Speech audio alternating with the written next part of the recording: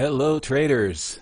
Man, battles on Twitter. Nick Shaheen here looking at, what am I looking at? Okay, so we're looking at Adobe, but the point of this video is to see, I've had some, even in my chat room, by the way, down below there's in the description there's a link to that.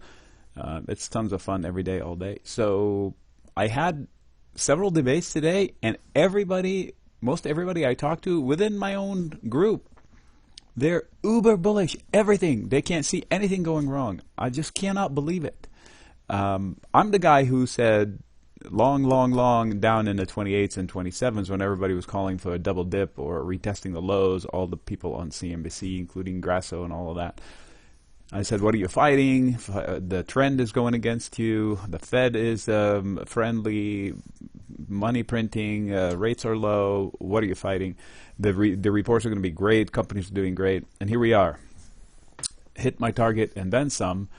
So we need a check back in order to get better bulls. Right now, nobody is willing to sell anything. They sell one thing to buy another. It's like tag team bulls. If Tesla's tired, God forbid, never tired, Apple falls. Apple steps up, vice versa. Today, what's today? The 18th, February. Apple fell on, shocker, sales are going to be hurt. Really? And Tesla stepped up out of the blue, up 7 or 8%, and more after hours. It's just not willing to sell anything. Facebook broke out. Netflix broke out at one point. I don't know where it closed. Something else was breaking out. Shop was breaking out, and I think it reverted lower. I'm not sure. So this is a list of momos. You know how they say wedges? It's hard for a wedge to rally. So I'm just going to go through and see how many wedges there are. So I'm looking at list of momos. I don't know how many stocks are in here, 30, 35. So there's Adobe. They're alphabetical, so I'm not changing anything but going down the list. Those the top three, they look identical. Adobe, ADP, ADSK, Autodesk, AMD, Amgen, okay, some little dip. That's a biotech there. So Amazon, brand new high. This one, not so much going into earnings. This is a momentum stock that not many people talk about. Careful trading in the options. Baidu, China issues. I get it. Bib, it's got headlines. So Beyond Meat, nice opportunity at the orange line. So keep track of it visually with 140-ish. Caterpillar, gosh, forbid. Oh my God, I'm going to skip it. CGC, I did a video about it. Go. CMI, I don't know why that's in there. I should take it out. CRM, another wedge. Disney, I put it in there because it acted like a Momo back here. And I'm not sure it's still a Momo because it's stuck. So I should take that out again. It's flat, so I should take it out of the Momo list. Facebook is a Momo. Trying to spike out. This is a strange island candle, so I wouldn't go long unless they show me they're going to clear that. FCX, I don't know why that's in there. FireEye, flattish, that also should be out of there. Gilead, flattish, but I don't know anything about their fundamentals, so don't know what the environment looks like in this virus thing. Are the eyeballs gone somewhere else chasing the solution there? Google, we all know. Alphabet, sorry. Another wedge. So the Nasdaq names, the typical Nasdaq tech names, anything web related, they are all in rising wedges, very steep rising wedges. ISRG is a medical equipment company. I like it. I like to trade it from the on dips. I like to sell puts in it on dips because it's a legitimate company. So up here, it's not a typical entry point. It just fell apart not too long ago on earnings right from this zone, and it had failed on its own before that. So maybe caution to see if the onus is on the bulls to take it out. I know it was going to break out from here, but that kind of broke apart. So we'll see. Where was I? Oh no. Okay. ISRG, MPC. What the heck? Marathon Petroleum is in here. I definitely need to clean that up. Microsoft, up and away. Netflix has a breakout going. I moved the orange line to reissue the breakout. The first breakout was lower, and here and then here, and so it's ongoing. That's why I'm hesitating from here, because if you pull the weekly, you'll see it has failed at these level-ish of quite a few times. So I don't want to get faked out. Nvidia, talk about a rising wedge, right? 300 plus. Shop, this is a concerning candle. superb stock. I'm not knocking it, but I'm looking back. There's nothing like it, where it spikes to real hard and then just fades. This is the only like quasi, where like one day it spikes and leaves a lot of money on the table, and then big gap below and big fail above. So, you know, I'm gonna put this here and put that here. This is not what I meant to do with this video, but this is productive. All right, so shop. Spotify, I should take that out of there. I definitely should clean that up. Oh, the mother of momentum stocks right now. I don't want to change. This is a daily. If I zoom in, you'll see pretty good action here, and there's some good stuff to watch levels-wise. Uber is definitely not a momentum for me because it's a long-term trade, but it does move like a momentum stock, and it's priced out its potential, and I said I would book profit here if somebody is trading it because of this little failed funky. So onus is on, I need to find another way of saying this, the bulls. So if they can take that out, it might re-challenge the failure points up here. But up where it is right now, it's not an obvious point of entry. Where are we at here? Okay, back to Adobe. So I've just ran through the list. Everything that's technology, it looks like this. You know, a rising wedge. So you want them to check back just to shake out a few weak hands. What's a weak hand? It's not an insult. Somebody that has a lot of fast profits, they would book profits right away because they're not married to them. They just took the trade and, oh my gosh, you know, I made 10,000 overnight or in 2 weeks. At the first sign of trouble, they get out. So what are levels that I pay attention to? So this was a pointy level, so 374. Another level would be 360. Another level would be 348, 49. This is definitely a level I pay attention to. So if I were to draw a box, and I'm not a super fast trader, I'll do this and see what happens around these two candles that I just mentioned. Candle A, the red one, and candle B.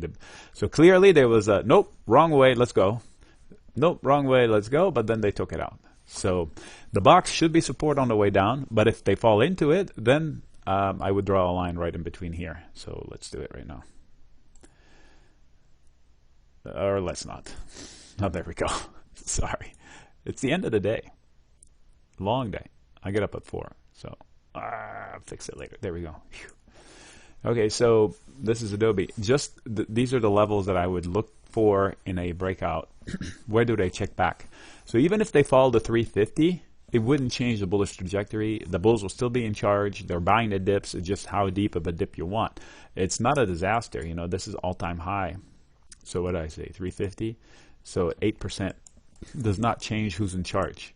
It all depends on your time frame. This is a daily chart, so somebody more active would might look at an hour chart, for example, and they would think that, okay, the dip down to 374 is viable. So it all depends. All right, so the point is, I want to see a shakeout. I'm not calling for it like the typical CNBC guys. Oh, we need this shake. But I don't want to see this exuberance, because those parties end badly, really badly, where nobody sees anything wrong. Yeah, you know, Tesla is going to the moon.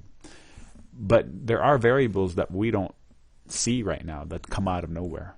Same with the markets. You know, low rates forever. You know, what if we have something break somewhere? Remember the flash crash? 21% in minutes. So we don't know what's going to break.